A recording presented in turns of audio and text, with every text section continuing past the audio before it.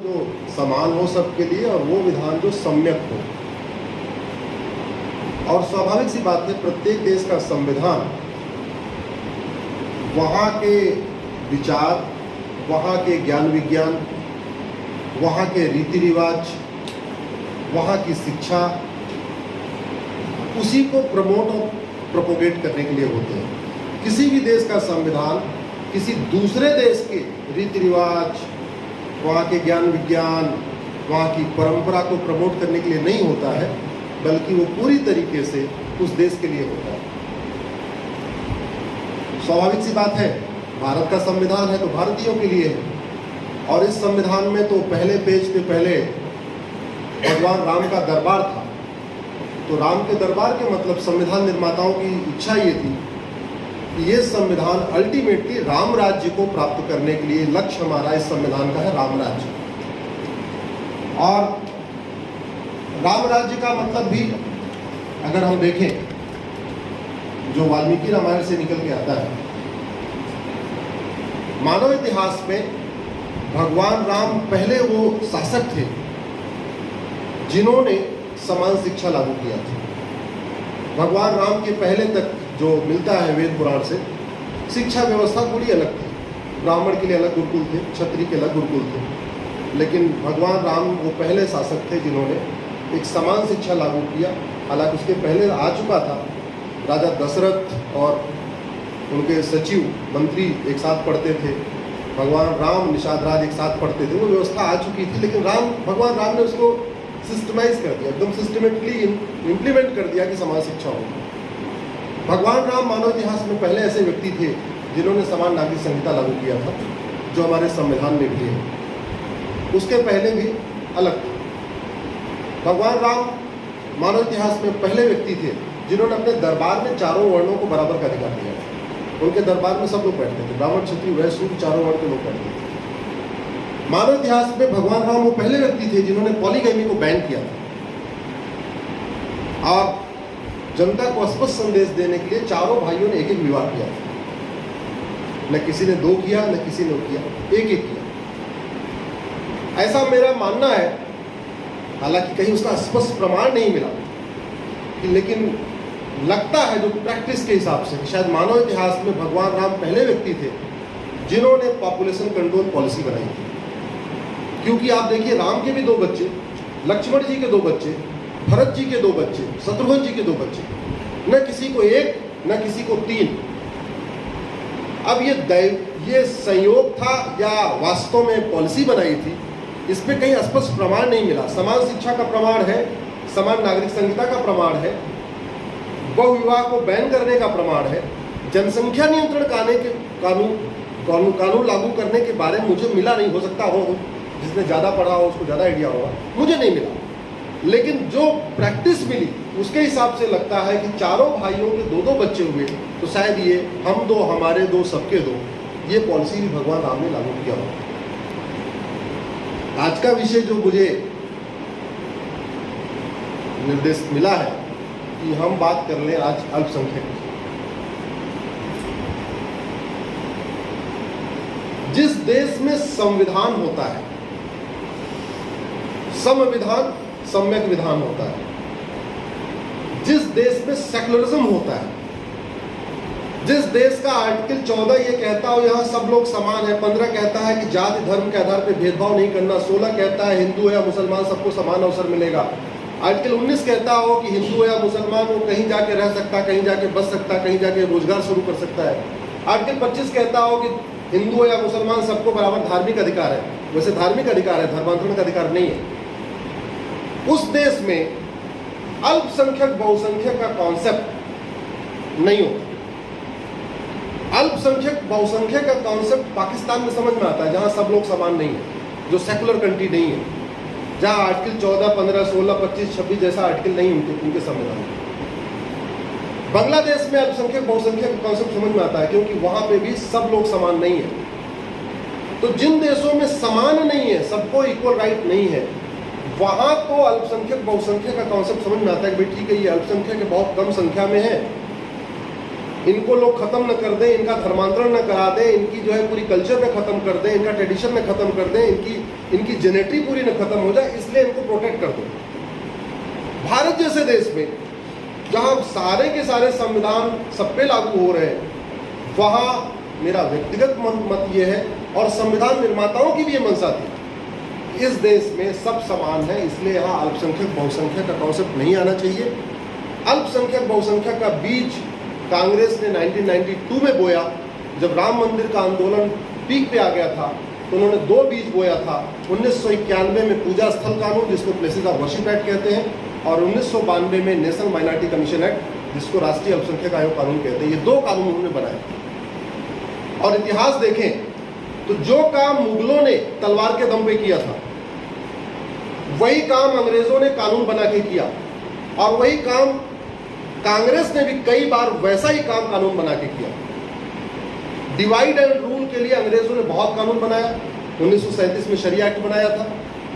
Divide and rule के लिए कांग्रेस ने भी कई कानून बनाए। विषय हट जाएगा, इसलिए मैं सारे नाम नहीं लेता, बस 2 कानून आपको बता रहा हूँ। 1992 का प्लेसेस ऑफ वर्शिप एक्ट, जो कहता है कि अयोध्या के अलावा और किसी मंदिर का विषय कोर्ट जाएगा ही नहीं। दूसरा 1992 का माइनॉरिटी कमीशन एक्ट, जो कहते हैं कि अल्पसंख्यक ये 5 लोग अल्पसंख्यक हैं। अल्पसंख्यक कौन है संविधान में कहीं नहीं लिखा। अल्पसंख्यक कौन है उस 1992 वाले कानून में भी नहीं लिखा, लेकिन अल्पसंख्यक आयोग बन गया। पहले अल्पसंख्यक आयोग बना, उसके बाद 2004 में सत्ता मिली, तो 2004 में एक और कानून बना दिया, उसको कहते हैं माइनॉरिटी कमीशन एजुकेशन एक्ट। 1992 वाले को कहते हैं माइनॉरिटी कमीशन एक्ट, और 2004 वाले को कहते हैं माइनॉरिटी कमीशन एजुकेशन एक्ट। तो स्कूलों के लिए अलग से एक और कानून बना दिया, माइनॉरिटी एजुकेशन एक्ट। उससे भी पेट नहीं भरा तो 2006 में आके एक माइनॉरिटी अफेयर मिनिस्ट्री बना दिया। भारत में इसके पहले 2006 के पहले माइनॉरिटी अफेयर मिनिस्ट्री होती नहीं थी, 2006 में पहली बार बनाया कांग्रेस ने। पर उसके पहले सोशल जस्टिस मिनिस्ट्री थी, जो सबका कल्याण करती थी। हमने जो सुप्रीम कोर्ट में चैलेंज किया है, हमने यही कहा है, पहले आप ये तो बता दो अल्पसंख्यक कौन है, हु इज माइनॉरिटी, और वो माइनॉरिटी नेशनल लेवल पे होगा कि डिस्ट्रिक्ट लेवल पे होगा कि स्टेट लेवल पे होगा, ये आइडेंटिफाई कर दो। क्योंकि राज्यों के हिसाब से देखें तो 9 राज्यों में हिंदुओं को भी माइनॉरिटी का दर्जा मिलना चाहिए। लद्दाख में हिंदू केवल 1% बचे हुए, उनको माइनॉरिटी नहीं कहा जाता। जो कम्युनिटी वहाँ 50% और 46% वो माइनॉरिटी का बेनिफिट ले रही है। जो 15 सूत्री कार्यक्रम है प्रधानमंत्री जी का, उसका बेनिफिट वहाँ वो ले रहा है कम्युनिटी जो 50% या 46%, उसको नहीं मिल रहा है जो 1%। भाई प्रोटेक्शन की जरूरत तो उसको है जो 1% है, उसको थोड़ी जरूरत है जो 50% है या 46%।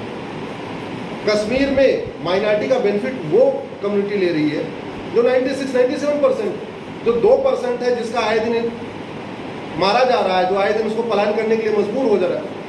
वास्तव में तो उसको प्रोटेक्शन मिलना चाहिए। भाई ठीक है, अगर माइनॉरिटी कमीशन में कोई फरियादी जाए तो कौन जाएगा? वो 97% वाला जाएगा, या वो जो 2% बेचारा बचा हुआ है और बड़े मुश्किल से अपने वो सर्वाइव कर रहा है वहाँ, उसको प्रोटेक्ट करने की जरूरत है। लद्दाख, लक्षद्वीप हिंदू 2%, वो माइनॉरिटी नहीं कहलाता।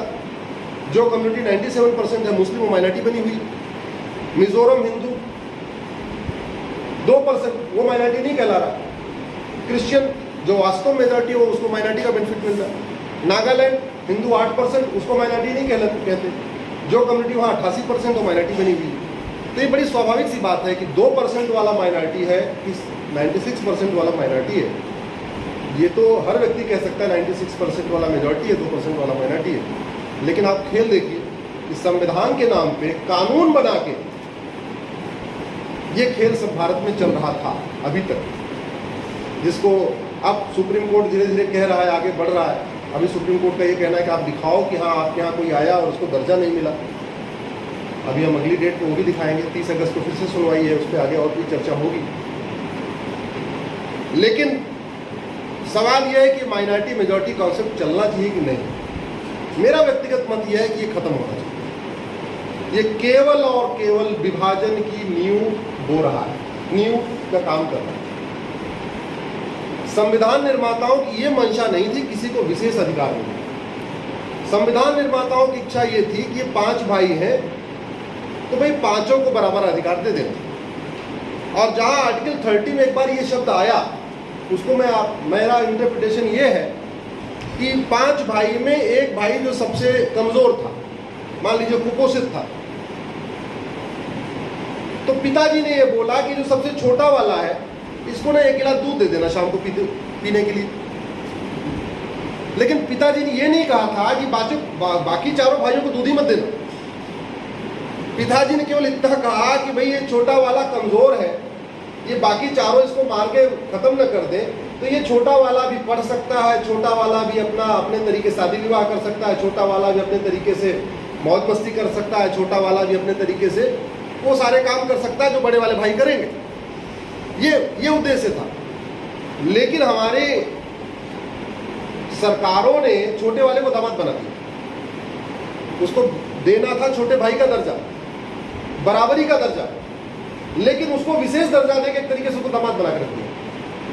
और वो दामाद वाली मेंटलिटी अभी तक बनी हुई, वो मान ही नहीं रहा है कि हम बराबर हैं, बराबर वो लगता है हमको विशेष है। भारत इकलौता ऐसा देश है जहां पे माइनॉरिटी कम्युनिटी को विशेष दर्जा मिला हुआ। पूरी दुनिया में माइनॉरिटी कम्युनिटी को बराबर का दर्जा मिला है, और मिला भी नहीं है। बहुत सारे देशों में माइनॉरिटी कम्युनिटी बराबर के दर्जे के लिए संघर्ष कर रही है। ये भारत इकलौता ऐसा देश है जहां मेजॉरिटी कम्युनिटी बराबर के दर्जे के लिए संघर्ष कर रही है। यहां उल्टा खेल चल रहा है। पूरी पाकिस्तान में, बांग्लादेश में, अफगानिस्तान में, ईरान में, इराक में, सीरिया में, इवन यूएस में, इवन फ्रांस में जो माइनॉरिटी कम्युनिटी है वो ये कहती है कि हमको वो सारे राइट दे दो जो मेजॉरिटी कम्युनिटी को मिला हुआ। और यहां तो उल्टा खेल चल रहा है। यहां मेजॉरिटी कम्युनिटी कह रहा है वो सारे राइट दे दो जो माइनॉरिटी को मिला हुआ। मतलब आजादी के 75 साल के बाद भी अगर विवाह करेगी बेटी तो शादी की उम्र 18 साल होनी चाहिए, लेकिन वही बेटी निकाह कर ले तो 9 साल में कर सकती है। आज भी चल रहा है। अगर बेटी विवाह करेगी तो गुजारा भत्ता मिलेगा, निकाह करेगी तो गुजारा भत्ता नहीं मिलेगा। जब गुजारा भत्ता नहीं देना तो 4 शादी कर लो, 4 निकाह कर लो, फर्क क्या पड़ता है। जब गुजारा भत्ता देना ही नहीं किसी को तो 1 कर लो, 2 कर लो, 3 कर लो, 4 कर लो। विवाह करेगी तो गोद लेने का अधिकार होगा, निकाह करेगी तो उसको एडॉप्शन का राइट ही नहीं होगा, वो गोद नहीं ले सकती बच्चा। विवाह करेगी उसको विरासत का अधिकार मिलेगा, वसीयत का अधिकार मिलेगा। निकाह करेगी तो विरासत का अधिकार और वसीयत का अधिकार नहीं होगा। तो ये अब पूरी दुनिया में क्या हो रहा है, माइनॉरिटी करेगी वो राइट वो दे दो जो मेजॉरिटी को मिला हुआ। तो भारत क्या, और मतलब पाकिस्तान, बांग्लादेश या बाकी में और भी कंट्रीज हैं, वहां पे माइनॉरिटी कम्युनिटी कह रही है धर्मांतरण नियंत्रण कानून बनाओ, क्योंकि हमारे लोगों को कन्वर्ट किया जा रहा है, हमारी संख्या कम हो रही है, प्लीज आप धर्मांतरण नियंत्रण कानून बनाओ। यहाँ उल्टा चल रहा है। यहाँ मेजॉरिटी कम्युनिटी कह रही धर्मांतरण नियंत्रण कानून बनाओ जी, हमारी बेटी के साथ लफ्जात हो। पूरी दुनिया में माइनॉरिटी कम्युनिटी कह रही है यूनिफॉर्म सिविल कोड लागू करो, कॉमन सिविल कोड लागू करो, समान नागरिक संहिता लागू करो। भारत में मेजॉरिटी कम्युनिटी कह रही है कॉमन सिविल कोड कराओ, और माइनॉरिटी कह रही है नहीं जी हमारा वाला हम अपना चलाएंगे। संविधान भी चाहिए और हमारा पर्सनल लॉ भी चाहिए।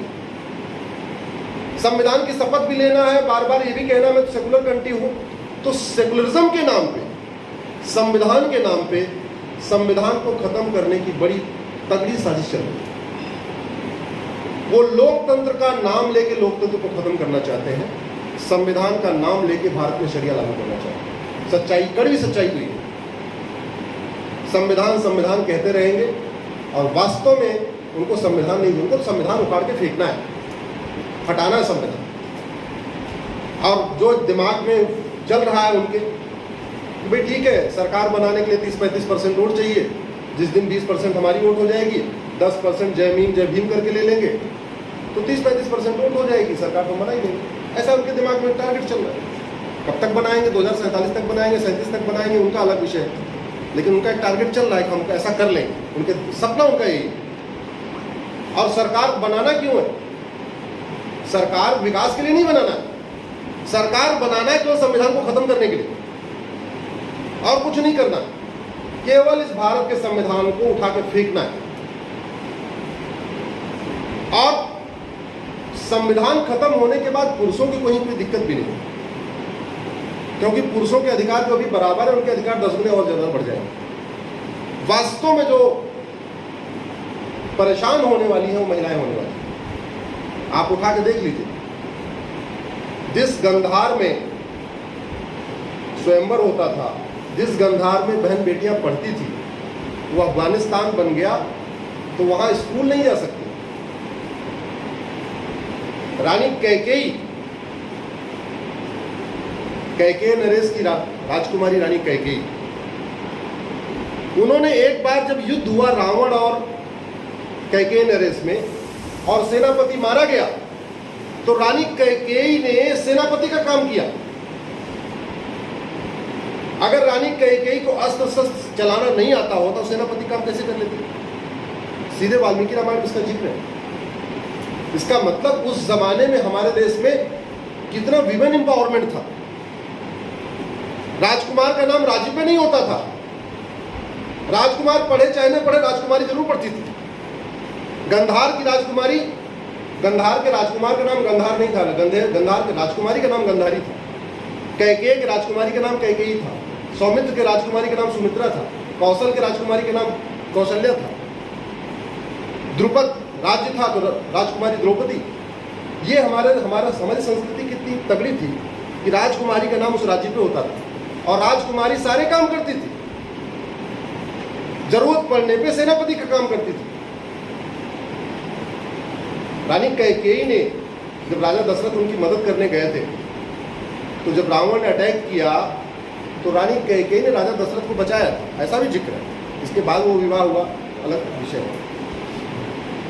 तो उस परंपरा में जब भारत का संविधान बना, भगवान राम का दरबार भले हट गया, लेकिन संविधान का उद्देश्य तो वही है कि भारत में राम राज स्थापित हो। राम राज का मतलब समता, समानता, समरसता, जिसको हम इक्वलिटी, जस्टिस, लिबर्टी, फ्रेटर्निटी कहते हैं, जो संविधान के प्रियम्बल में है, वो कैसे आएगा? वो इस विभाजन के आधार पर तो नहीं आ सकता। अल्पसंख्यक बहुसंख्यक अलग अलग चलता रहे, उसके आधार पर नहीं आ सकता। मतलब जिस संविधान के आर्टिकल 351 में यह लिखा हो कि इस देश के सभी नागरिकों को हिंदी और संस्कृत लिखना, पढ़ना, बोलना आना चाहिए। आर्टिकल 351 डायरेक्ट देता है, सीधे निर्देश देता है, और वो भी स्टेट को नहीं, क्योंकि उस समय जब संविधान सभा में बहस हो रही थी तो ये हुआ कि अगर हम राज्यों के ऊपर छोड़ देंगे तो राज्य तो नहीं मानेंगे, ये राज्य तो भाषाई आधार पर बन रहे हैं, तो ये तो अपनी अपनी भाषा प्रमोट करेंगे, हिंदी और संस्कृत कोई प्रमोट ही नहीं करेगा। तो ये तय हुआ कि काम करें, ये ड्यूटी सेंटर को दो। तो 351 ये कहता है कि सेंट्रल गवर्नमेंट को ऐसी पॉलिसीज बनानी है कि इस देश के सभी नागरिकों को हिंदी और संस्कृत लिखना, पढ़ना, बोलना आ जाए। इतना काम अगर हो जाए इस देश की, हिंदी तो चलो हम कहते हैं, अगर संस्कृत पढ़ना, लिखना, बोलना आ जाए तो हमारी संस्कृति बहुत मजबूत हो जाएगी। जो गुरुदेव का सपना था, जिसके लिए हम सब लोग अथक प्रयास करते रहते हैं, उसमें बड़ा फैक्टर होगा अगर संस्कृति इस देश में अनिवार्य है। हमारे आर्टिकल 44 कहता है समान नागरिक संहिता होनी चाहिए, जिसपे चर्चा करने से हम अभी कई लोग चर्चा करो तो लोग भड़क जाते हैं, कुछ लोग ऐसे भी भड़कते भी रहते हैं। इस देश में जिस आर्टिकल 30 की बात होती है कि अल्पसंख्यकों को अपना स्कूल खोलने का अधिकार है, स्कूल खोलने का अधिकार का मतलब थोड़ी कि नफरत फैलाने का अधिकार है। ऐसा स्कूल खोलने का अधिकार नहीं है कि आप यहीं के लोगों के खिलाफ नफरत सिखाओ। कुछ लोगों का कहना है कि नहीं, हम क्यों उनसे उलझते हैं, ठीक है वो अपना खोल रहे हैं, हम अपना वाला खोल लें, हम गुरुकुल खोल लें। भाई बबूल के पेड़ का सब्स्टिट्यूट आम का पेड़ हो सकता है क्या? नहीं। अगर कोई बबूल का पेड़ बो रहा है तो हम ये कहें चलो हम भी अपना आम वाला पेड़ यहाँ लगा दें। वो बबूल का पेड़, आम का पेड़ बबूल के पेड़ से कंपटीशन नहीं कर सकता। तो जैसे हम कहते हैं धर्म की जय हो, नारा लगाते हैं, और अधर्म अगले बार कहते हैं अधर्म का नाश हो। अधर्म का नाश किए बिना धर्म की जय हो ही नहीं सकती। केवल धर्म की जय हो, धर्म की जय हो, तभी धर्म की जय नहीं होगी, जब तक कि अधर्म का नाश नहीं होगा। तो अधर्म का नाश हो, अलगाववादी सोच का नाश हो, नफरत का नाश हो, विश्व बंधुत्व बढ़े, वसुधैव कुटुंबकम की भावना प्रफुल्लित हो, सबका साथ सबका विकास और आगे बढ़े, नारी तू नारायणी का विचार और आगे बढ़े, उसके लिए जरूरी है एको हम द्वितीयो नास्ति की भावना खत्म हो। दो ही संस्कृतियों में तो टकराव है, और टकराव आज से नहीं है, आदिकाल से। विष्णु पुराण पढ़िए, और नहीं पढ़ सकते तो विष्णु पुराण धारावाहिक देखिए, बहुत अच्छा बनाया था B.R. चोपड़ा साहब ने महाभारत के बाद। विष्णु पुराण यूट्यूब पे अवेलेबल है। विष्णु पुराण उठा के देखने के बाद समझ में आता है ये आतंकवाद की समस्या आज की नहीं, बहुत पहले की है। और आतंकवाद ये दो सोच में है, और तब से सहस्त्रार्जुन भगवान परशुराम ने मारा, उसके पहले हिरण्यकश्यप, हिरण्याक्ष, ऐसे आदिकाल से चली आ रही है। तो एक सोच है वो कहती है विश्व बंधुत्व, वसुधैव कुटुंबकम, सबका साथ सबका विकास, नारी तू नारायणी, सर्वधर्म संभाव। एक ये सोच होगी, दूसरी नहीं, एक को हम द्वितीयो नास्ति। ये दो संस्कृतियों का, दो सोच का टकराव आदिकाल से चल रहा है। अब उसका रूप अलग हो गया, अब वो नए रूप में आ गया।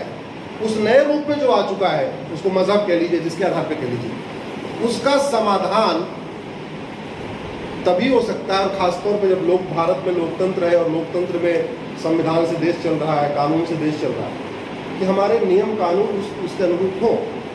धर्म की जय हो, अधर्म का नाश हो। अधर्म का नाश का मतलब वो विभाजनकारी जो कानून है वो खत्म हो,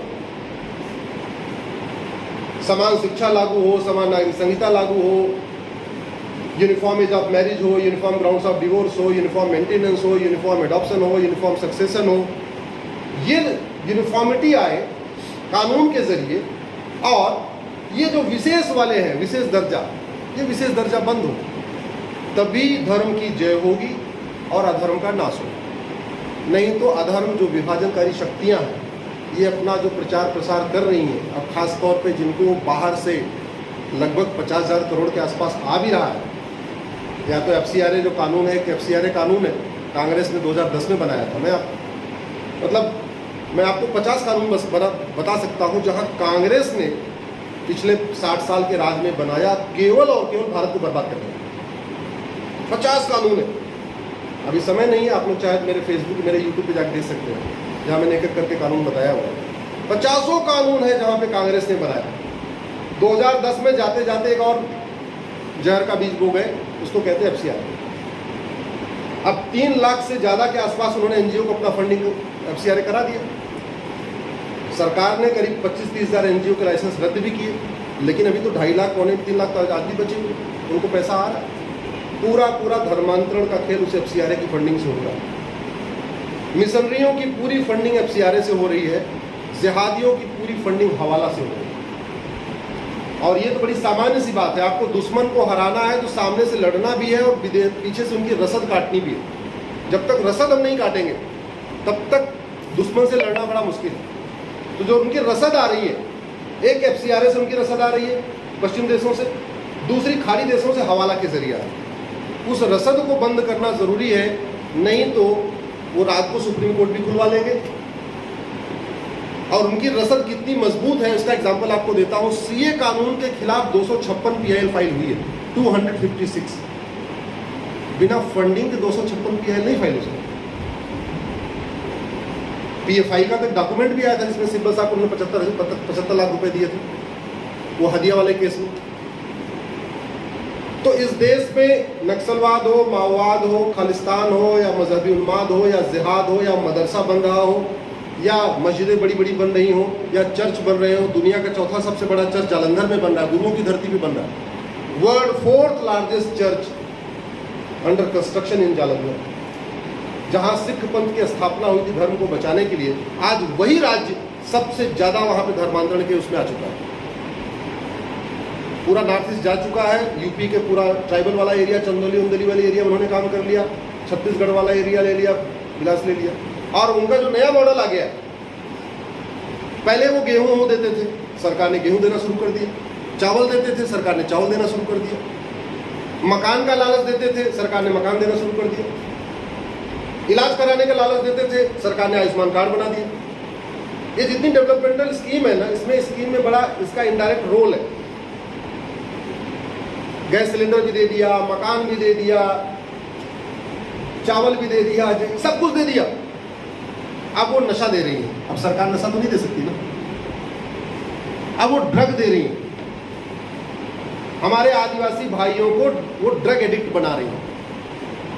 जो खेप पकड़ी जाती है बीच बीच में, इतना 1 कुंटल 3 कुंटल 5 कुंटल जो बॉर्डर पे पकड़ी जाती है, सीधे सीधे वो ड्रग मंगा रही हैं अफगानिस्तान से, कहाँ कहाँ से मंगा रही हैं, और मंगा के उसको टुकड़े टुकड़े। और स्वाभाविक सी बात है, किसी को आप ड्रग एडिक्ट बना दो तो उसका कन्वर्जन कराना बहुत आसान है। एक बार आदमी नशेड़ी हो गया, उसको फिर धर्म की चिंता नहीं होती, उसको तो इधर रहे उधर रहे। भाई नशेड़ी आदमी को पूजा पाठ करना ही नहीं है, वो हिंदू बने या क्रिश्चियन बने, क्या फर्क पड़ेगा। एक बहुत बड़ा खतरा हमारे लिए ड्रग बना हुआ है। मेरा ये मानना है कि इस देश में एक जो हमारे सनातन संस्कृति को, हमारी सभ्यता को, हमारे सर्वधर्म समभाव को, वसुधैव कुटुंबकम को, नारी तू नारायणी का जो हमारा विचार है, ये हमारे गुरुदेव का जो सपना था, उसमें जो बहुत बड़ी बाधा है वो है ये विभाजनकारी कानून और भ्रष्टाचार और जनसंख्या विस्फोट। घुसपैठ एक बहुत बड़ी समस्या हो चुकी है, घुसपैठ लगातार हो रही है। उसका भी मूल कारण है हमारे पास में कोई कठोर कानून नहीं बना है।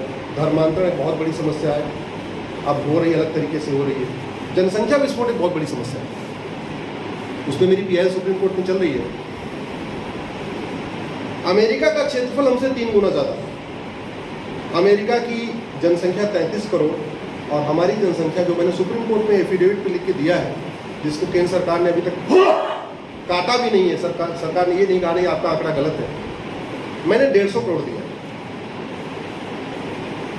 अमेरिका का एरिया हमसे 3 गुना ज़्यादा, उसकी जनसंख्या 33 करोड़, हमारी जनसंख्या 150 करोड़। 150 करोड़ इसलिए कि सरकार ने ही प्रेस कॉन्फ्रेंस करके बोला था कि 130 करोड़ आधार बन गया।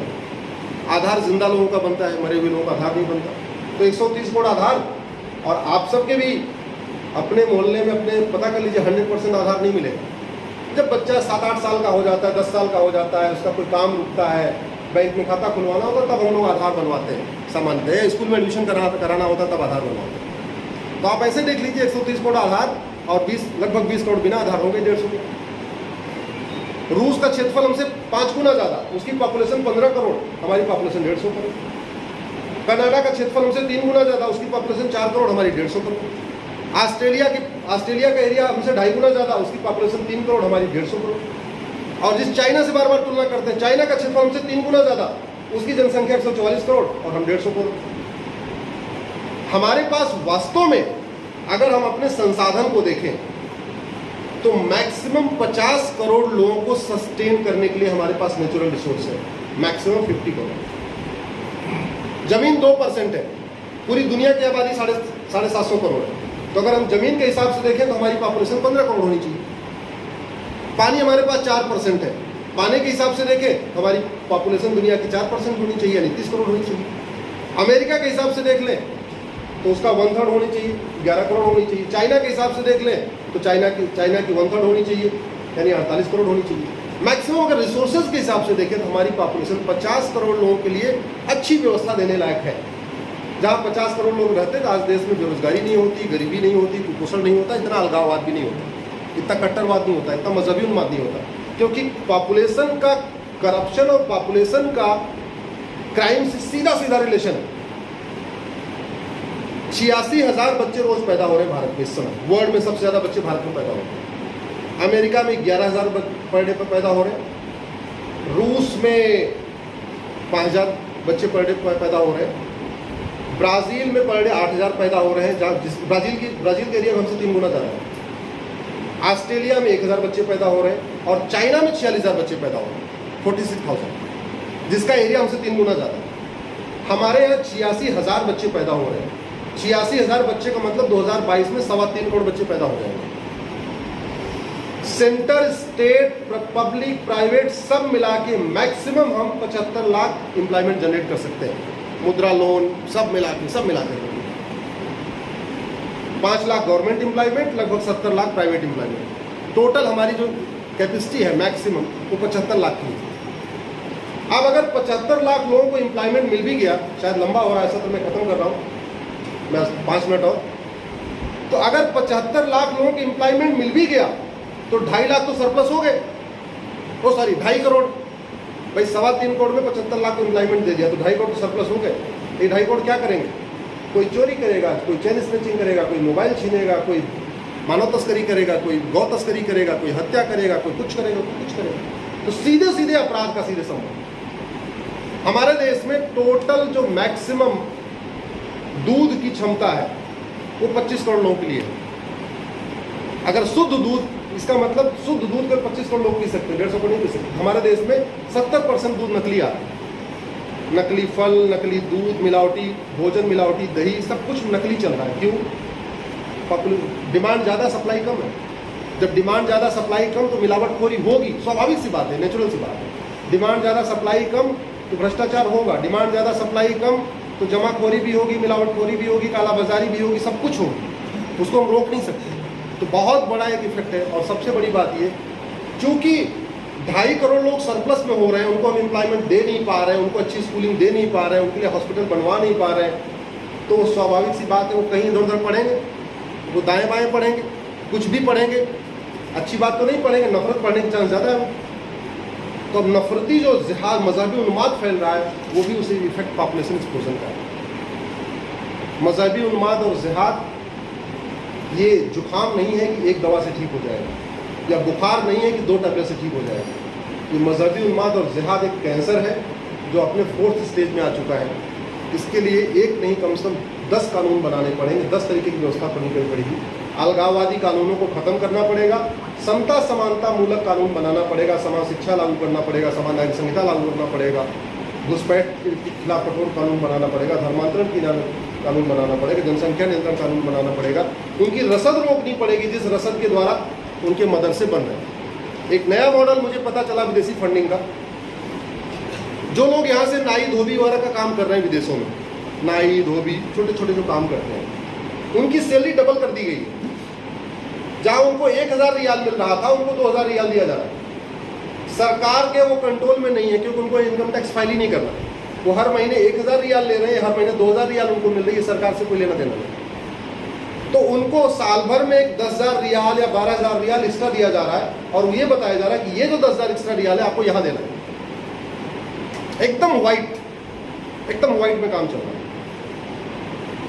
तो एक बहुत बड़ा खतरा हमारे लिए विदेशी फंडिंग बना हुआ है, जो सनातन संस्कृति को, सनातन धर्म को, हिंदू संस्कृति को, भारत को बर्बाद करने के लिए आ रहा है। खाड़ी देशों से हवाला के जरिए आ रहा है, पश्चिम देशों से FCRA के जरिए आ रहा है। ये नया मॉडल आपको बताया मैंने, जो सीधे सीधे जो एम्प्लॉई हैं उनको मिल रहा है, और वो सबको नहीं मिल रहा, कुछ पर्टिकुलर एम्प्लॉइज़ को भी मिल रहा है। तो मुझे लगता है ये सब मिला जुला के शायद कई स्टेप्स लेने पड़ेंगे हमें, एज ए नागरिक भी कई चीज़ें कहनी पड़ेंगी, सरकार को भी कई स्टेप्स लेने पड़ेंगी। लेकिन जब लोकतंत्र में डिमांड और सप्लाई होती है, हम सब लोग मिलके अच्छी चीज़ों की डिमांड करेंगे तो सरकार सप्लाई करेगी, ऐसा भी पूरा भरोसा है। क्योंकि ये चीज़ें अगर अभी नहीं हुई तो शायद कभी नहीं होंगी, ऐसा मेरा मानना है। धन्यवाद, आभार।